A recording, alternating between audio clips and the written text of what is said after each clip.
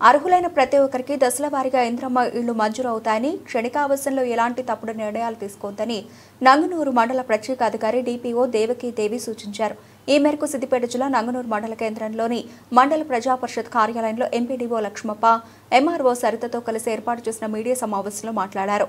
ఇంద్రమ్మ ఇళ్ల విషయంలో ప్రభుత్వం జిల్లా కలెక్టర్ ఆదేశాల మేరకు మంజూరు చేస్తున్నామని అన్నారు.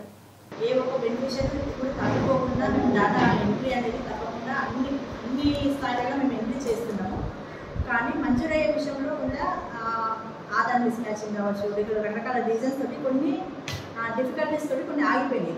కానీ అంత మాత్రాన వాళ్ళు అర్హులు కాదు అనేది కాదు అక్కడ. కాబట్టి ఇది వాళ్ళందరూ కూడా లబ్ధిదారులందరూ కూడా గమనించాల్సిన విషయం ఏంటంటే ఎక్కడ ప్రాబ్లం ఉన్నది ఏంటి అనేది సార్ట్అవుట్ అధికారులు చేస్తున్నారు. దాని ప్రకారం ఫస్ట్ పేజ్లో కొన్ని, సెకండ్ పేజ్ కొన్ని ఇట్లా దశల వారీగా వస్తాయి.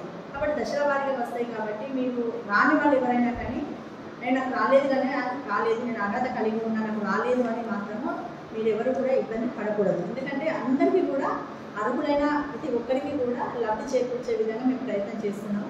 కాకపోతే కొద్దిగా ప్రజలందరూ కూడా సమన్వయం పాటించాలి.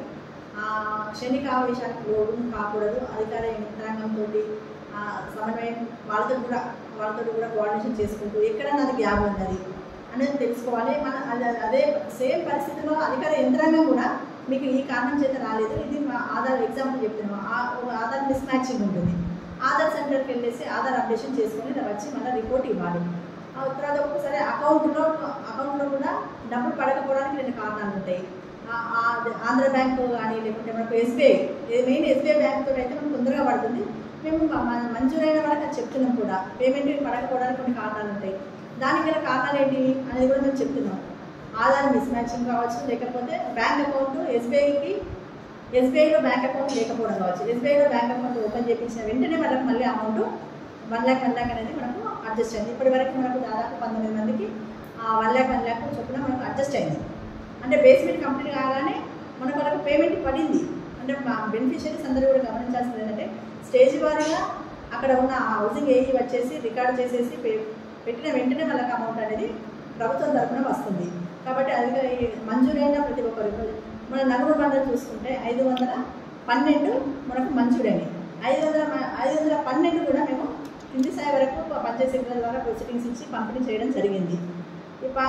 మన ప్రతి ఒక్కరు తీసుకున్న ప్రతి ఒక్కరు కూడా తను మంచి రోజు చూసుకొని ఏదో ఒక రోజు ముగ్గు అయితే పోసుకోవాలి. ముగ్గు పోసుకోవాలి. ముగ్గు పోసుకోకపోతే మళ్ళీ ఎన్ని రోజులు వెయిట్ చేస్తామో తనకు సంబంధించిన ల్యాండ్ లెవెలింగ్ కావచ్చు, లేకుంటే తనకు కావాల్సిన ఇంకా కొంత ఆర్థికంగా ఇంకా కావాలనుకుంటే ఎస్హెచ్జీసీ ద్వారా కూడా మేము లోనింగ్ వేయడానికి ఉన్నాం. ఎందుకంటే కొన్ని ఫ్యామిలీస్ వాళ్ళకు ప్రైమరీగా మెటీరియల్ తెచ్చుకోవడానికి అమౌంట్ సరిపోకపోతే ఎస్హెచ్జీ గ్రూప్లను మేము వాళ్ళతో మాట్లాడి ఏపీఎం ద్వారా వాళ్ళకి లోనింగ్ ఇప్పించే ఏర్పాటు కూడా చేస్తున్నాం. అట్లా అధికార లబ్ధిదారులు కూడా ముందుకు రావాలి. 512 ముగ్గు పోస్తున్నాం. మనం శాంక్షన్ ఇస్తే మనకి ఇప్పటి వరకు 294 ముగ్గు పోస్తున్నాం. 294 ఇంత గ్యాప్ ఉన్నది చూడండి. ఇంకా దాదాపు 200 పైన గ్యాప్ ఉంది. మరి ఆ గ్యాప్ దేనివల్ల గ్యాప్ వస్తుంది? వాళ్ళు మంచి రోజు అంటున్నారు, కొంతమంది రకరకాల రీజన్స్ చెప్తున్నారు. అవన్నీ కాదండి. మనకు వచ్చిన స్కీమ్ వచ్చిందే మనకు మంచి రోజు. మన ఇంటికి స్కీమ్ వచ్చింది మంచి రోజు. ఆ మంచి రోజును చూసుకొని వాళ్ళకి అనుకూలమైన డేట్ని చూసుకొని వెంటనే వాళ్ళు ముగ్గు పోసుకోవాలి. ముగ్గు పోసుకొని బేస్మెంట్ కంప్లీట్ చేసుకోవాలి. కంప్లీట్ చేసుకున్నాక వెంటనే మనకు 1 lakh వస్తుంది. తర్వాత దశల వారీగా పేమెంట్ అనేది వస్తుంది. ఇసుక మనము ప్రభుత్వము మనకు లబ్ధిదారులకు ఇసుక ప్రాబ్లం ఉంటుందని మన జిల్లా కలెక్టర్ గారు ఏం చేశారంటే వాళ్ళకి ఫ్రీ ఆఫ్ కాస్ట్ మనము ఇసుక సప్లై చేస్తున్నాం. ఇసుక మనము కూపన్స్ ఇస్తున్నాం, వాళ్ళకి పోయి తీసుకొచ్చుకోవాలి. ఒక ఇంటికి మనం 8 వరకు ఇసుక ట్రాక్టర్స్ ఇస్తున్నాం. కాబట్టి ఫస్ట్ ప్రైమరీ లెవెల్లో 3 ఇస్తున్నాం. ఆ బెనిఫిషరీస్ కూపన్స్ తహసీల్దార్ నలుగురు ద్వారా మనం కూపన్స్ ఇప్పించడం జరుగుతుంది. ఆ ఇప్పించిన దాని ద్వారా మనం వాళ్ళు వెళ్ళి తీసుకొని రావాలి. ఈ విధంగా మా స్థాయిలో మా లబ్ధిదారునికి ఏ విధంగా సహాయం చేయాలనేది మా ప్రభుత్వ యంత్రాంగం తరఫున జిల్లా కలెక్టర్ చెప్పిన ప్రకారం మేమందరం కూడా